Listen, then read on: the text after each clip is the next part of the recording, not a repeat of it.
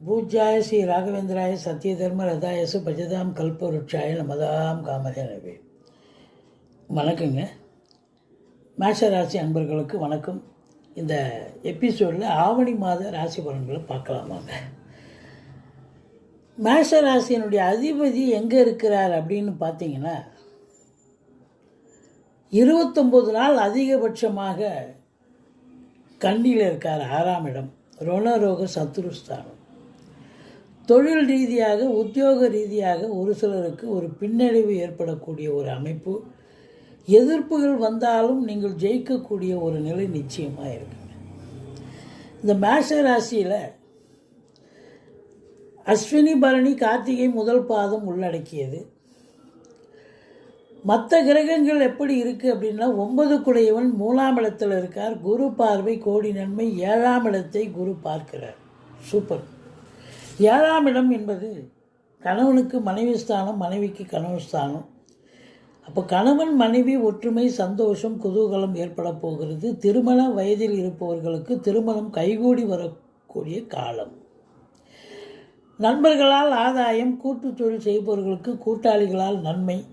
சமூகத்தில் பேரு புகழ் அந்தஸ்து உயரும். உங்களை பொறுத்தவரையிலையும் 11ஆம் இடத்தில் ராகு இருந்தாலும் குரு பார்வையில் இருக்கிறது சூப்பருங்க.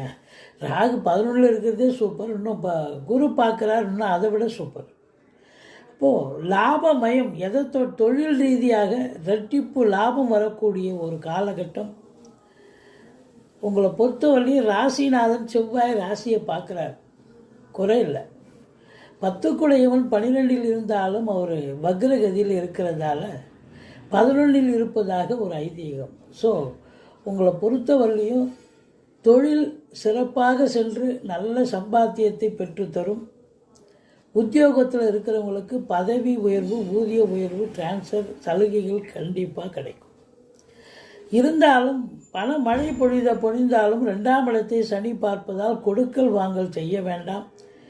குடும்ப உறுப்பினர்களோ, வீட்டிற்கு வரக்கூடிய விருந்தாளிகளோ, நட்பு வட்டாரங்களோ உங்களை பொறுத்தவரையிலையும் சண்டைக்கு தயாராக இருப்பாங்க. குடும்பத்தில் கொஞ்சம் விட்டு கொடுத்துப்பாங்க, அமைதியாக இருங்க. ஆனால் 2 குடையவன் 4ல் இருக்கிறது ரொம்ப சிறப்புங்க. மற்றபடி பத்திரிகை துறை, மீடியா துறை, எழுத்துத்துறை, சினிமா இண்டஸ்ட்ரி, தொலைக்காட்சி இண்டஸ்ட்ரி, காவல்துறை, தீயணைப்புத்துறை, மருத்துவத்துறை, இராணுவத்துறை, நிதித்துறை, நீதித்துறை, அரசியல்வாதிகள், அரசாங்கத்தில் ஏதாவது காரியம் ஆகணும்னு இப்போ ஒரு ஆஃபீஸ் போகிறீங்க, கண்டிப்பாக சக்ஸஸ் ஆகும். மொத்தத்தில் பார்க்கும்போது எல்லோருக்கும் இந்த மேஷ ராசியில் பிறந்த அன்பர்கள்